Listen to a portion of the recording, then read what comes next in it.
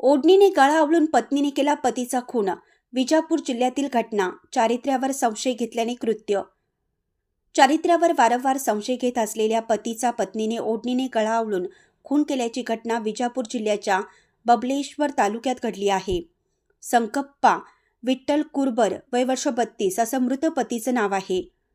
पत्नी मल्लम्मा हिला पोलिसांनी अटक केली असून बबलेश्वर पोलीस ठाण्यात गुन्हा दाखल करण्यात आला आहे.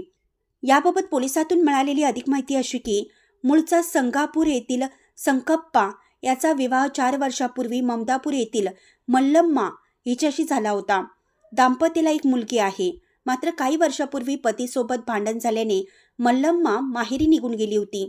2 महिन्यापूर्वी वडीलधाऱ्यांनी समजूत काढल्यानंतर पती पत्नी पुन्हा एकत्र राहू लागले होते.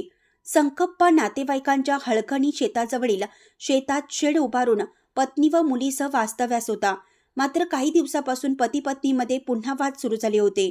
पती वारंवार आपल्यावर संशय घेत असल्यामुळे मल्लम्मा संतापली होती.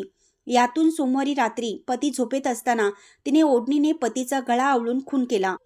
सकाळी संकप्पाचा भाऊ घरी आला असता शंकरप्पा पलंगावर मृत अवस्थेत आढळून आला.